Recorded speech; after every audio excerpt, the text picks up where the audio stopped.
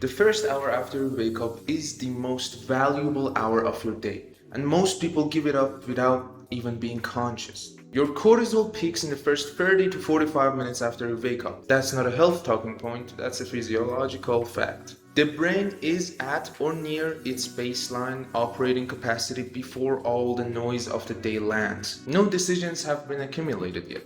Your attention hasn't been fragmented by 1,000 things throughout the course of the day yet. This window is the highest leverage window you have.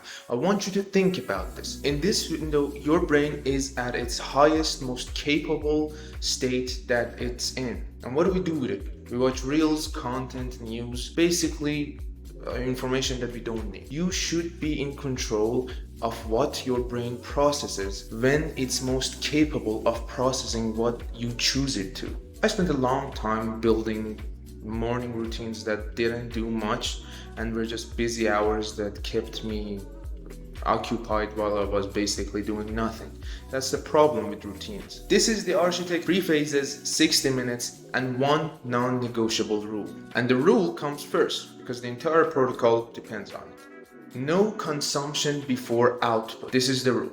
This means no content, no Instagram, YouTube, podcasts, checking your emails, no passive input before you've actually produced something. Until you put something out in the world, nothing comes in. That's the rule. It's not a suggestion you try to follow through with willpower. It's a structural constraint. The phone isn't near you. The door is closed on anything inbound before you've done something. Consumption takes your brain from its high alert, mentally and cognitively active state of mind which it's in into brain rot. I will make a video about brain rot and how to reverse it by any means necessary in the future. Watching and consuming lots of content for a long period of time daily will make you dumb. And I'm not talking about the attention deficit it creates. I'm talking about something else. It generally makes you dumber.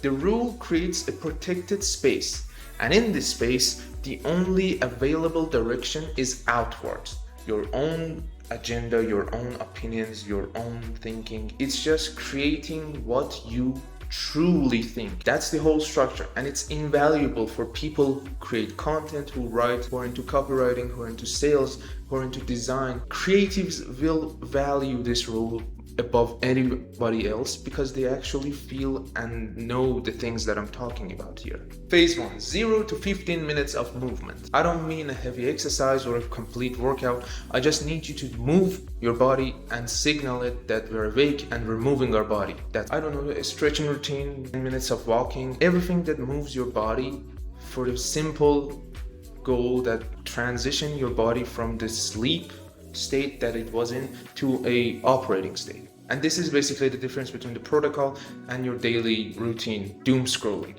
Whilst you're walking and readying your body for, I don't know, being awake, being alert, you're just rotting in bed scrolling. This is the difference between the two. The grogginess you feel in the morning is physiological, and if you just start at it with just walking and signaling your body that I'm awake, I'm not sleeping anymore, you will stop feeling grogginess and that brain fog and lag you feel when you wake up. It's a simple thing. The fastest way through that grogginess in the morning is movement. Not coffee, not cold showers, just simply moving your body around. Cold showers help because you will shock yourself and you're moving. That's the movement part. Again, that's driving the whole physiological chain. I will explain cold showers and how they work in a future video. The reason why I don't recommend cold plunges and cold showers the first thing in the morning is because it requires motivation and willpower. We're keeping it simple. I don't need any form of resistance when I want to wake up and work. I just need something simple, something unambitious that makes my body feel awake and alert, which movement does pretty easily. I just tend to wake up and just walk around the house or walk around the balcony with fresh air, sunlight, which signals my body that I'm awake. Phase 2, 15 to 45 minutes of deep work. Not a list of things that you need to do.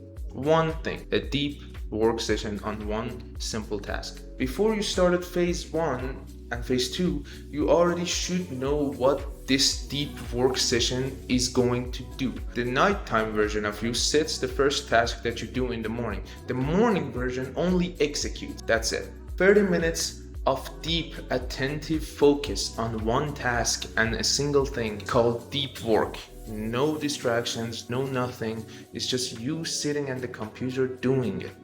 Is worth more than 4 to 5 hours of fragmented work in the afternoon. Basically, with deep work, you're producing better output per unit of time. It's phenomenal. And the reason why we're keeping a simple task and not a list of tasks you should be doing is that it requires decision making to start doing a list of tasks. Even if you do the first one and the next one after, there is some sort of cognitive load with a list of things that you should be doing.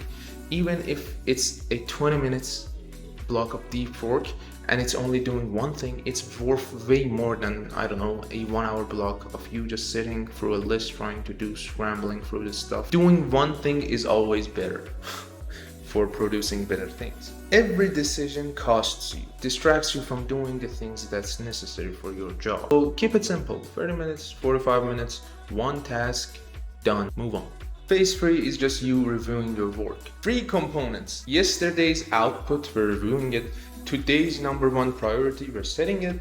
And one decision that needs to be made about your work. Please don't lie to yourself about yesterday's output.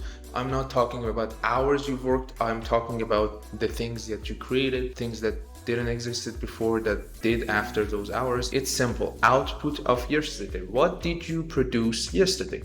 If you didn't do nothing, that's data, accept it. The next one is today's priority and setting it. You pick one thing that if it's done, you would be happy with your today's work and you just do it. One priority, one task, mostly it's just a simple thing if you think about it. It's usually nothing complicated. It's just the necessary stuff that needs to be done today. I'm not talking about maintenance work, I'm talking about creating. The important thing for today's work is usually a simple task. Big task, but simple. Do it. Third thing is one decision. Something that you've been circling, something that you haven't been really looking forward to choose or decide. It's basically the things that you hold out as much as you can for your decisions, for stuff like that. Just do one of those hard decisions per day. Like decide on one of them. And each day, the amount of hard decisions that you have in your mind and have clogged up in the space will be less by one. So in the long run, you will empty your brain RAM of some of the workload that just sitting there, just occupying your brain 24/7. This phase isn't planning, you're just getting ready for the day. It shouldn't take more than 15 minutes. If it does, you're not reviewing, you're actually planning. And planning has its own time block further down the day, not in the morning. So this whole free phase shouldn't take more than 60 minutes. You wake up, you start moving for 10 minutes, then it's the deep work session that you will be doing on a simple task. And later, you will review your yesterday's work, today's number 1 priority, and decide on something. One thing. And the non-negotiable container around all of this is nothing comes in before something goes out. Here's what it actually looks like. You wake up by your alarm and you just simply put down your phone after you shut off your alarm. Don't keep your phone in your hand. Don't move it around with you. Keep it on the table, your bedstand, your nightstand, whatever you want to call it. And just simply get out of bed and start moving. Go drink water. I don't know. And after 10 minutes, go back to your desk. A desk that you have nothing waiting for you at that hour of the day. No one else's timeline should be bleeding into your first 2 hours of your day or morning. Nobody's bullshit is here. No messages, no calls, no meetings or nothing scheduled here. We want it clear, nothing just distracting you from the work that you should be doing now, the deep work session. Usually for me, it's a piece of work that belongs to the channel or the personal brand. I just do the scripts, rehearse them sometimes if I'm recording those days, maybe editing them, batching the uploads, stuff like that. And I will do one big thing that I feel the most resistance towards and just do that. It's done. An hour of deep work usually gets you ahead of, I don't know, everybody in the day at that point of the day. And after that, I'm just reviewing the things that I did yesterday, number 1 priority before today ends. And I just at times review the whole channel, analytics, stuff like that. And the decision for me is mostly the things that I'm doing with the channel. It's all, circling around the personal brand and the channel, but your work could be different. Your work could be project oriented, your priorities could be fragmented. Those are the challenges that come from with having deep work sessions when you want to work on something, but the work is fragmented through different projects, different things like that. Fix this and you will be more productive than most people. By the time the first hour is done, I'm happy with my workday because I have created something that didn't exist yesterday. I've made a big decision about my business and I've done one big task that I had some sort of resistance towards doing. So that's good. That's what I want from the productivity aspect of my day. That's not a performative business. I'm not doing many things that doesn't really matter. This is the 20% of the work that yields 80% of the results. The 20-80 rule, it works, it's a good thing. I'm not feeling busy, I know I am productive. I don't feel productive, I know I am. This is the standard that I have for my mornings every day. Obviously, you can't live with this routine forever and it's gonna break. And when it does, when the structure fails, I exactly know what it was holding up for me. Because the morning is structurally different and the work is worse in most cases. When the work is worse and nothing is holding up, that's the proof of the structure and what the architecture was holding. So that's when you know it's actually working for you. Every morning when you wake up, there's a brief window before the world has access to you. Before the notifications land, you open content, every other non-priority information that comes and floods your brain. Before all that, that window is yours by default, but it only stays yours if you take it. The morning isn't a ritual, it's a design choice, and you choose who gets access to you first, yourself versus everything else. And that choice has compounding effects on it.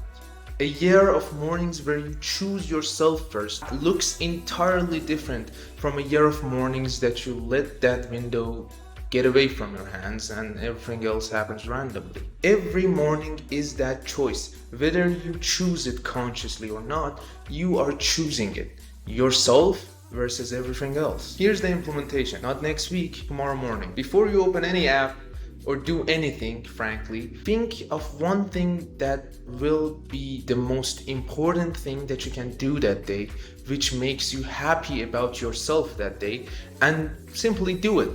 Before everything else, just do that one thing. Changes your day entirely. Just one task before you give your attention to the world. That's the first morning, the first move towards building the life that you actually want. Do it once, see what it costs you, see what it produces, and tell me what happened. As always, strive for excellence.